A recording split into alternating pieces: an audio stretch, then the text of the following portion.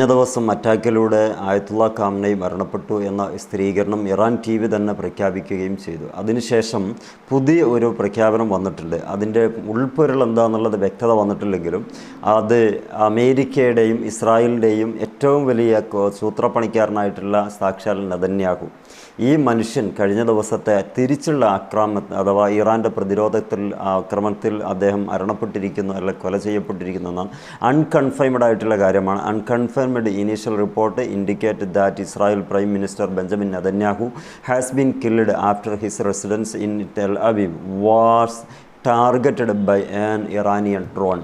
Iranian drone ഉപയോഗിച്ചുകൊണ്ട് IRGC Iran അവരുടെ ഏറ്റവും വലിയ ശത്രുവായിട്ടുള്ള ലോകത്തിൻ്റെ ഏറ്റവും വലിയ അപകടകാരിയായിട്ടുള്ള നെതന്യാഹുവിനെ കൊല ചെയ്തു എന്ന് പറയപ്പെടുന്നുണ്ട്. സ്ഥിരീകരിക്കപ്പെടാത്ത വാർത്തയാണ്. പക്ഷേ ഇതേ സംഭവം തന്നെ കൺഫേംഡായിട്ട് ഒരുപാട് പോർട്ടലുകൾ ഇതേ റിപ്പോർട്ടുകൾ പറയപ്പെടുന്നുണ്ട്. അതിൻ്റെ ഇടയിൽ സൈപ്രസിലേക്കും ഗ്രീസിലേക്കോ നാട് കടക്കുകയല്ല, യൂറോപ്പിലേക്ക് എവിടെയോ മറഞ്ഞിരിക്കുന്നു, അവിടെ നിന്നാണ് യുദ്ധം കൺട്രോൾ ചെയ്യുന്നത് എന്നൊക്കെ പറയുന്ന രീതിക്കും വരുന്നുണ്ട്. എന്താണെങ്കിലും ഈ വാർത്ത നമ്മൾ പറയുമ്പോഴും അൺകൺഫേംഡ് ആണെന്ന് പറയേണ്ടി വരുന്നത് അങ്ങനെ തന്നെ ഒരുപാട് പോർട്ടലുകൾ കാണുന്നുണ്ട്. അപ്പോൾ അതിൽ നിന്ന് മനസ്സിലാക്കാം ഒരുപക്ഷെ യുദ്ധത്തിൻ്റെ ഗതി മാറ്റാൻ വേണ്ടിയിട്ട് പറഞ്ഞ് പ്രചരിപ്പിക്കുന്നതായിരിക്കാം. അതല്ല എങ്കിൽ മറ്റൊരു തരത്തിൽ അത് സത്യമായിരിക്കാം. ആയത്തുള്ള ഖാംനയുടെ മരണവും അങ്ങനെ തന്നെയാണ് ആദ്യം ഉണ്ടായിരുന്നത്.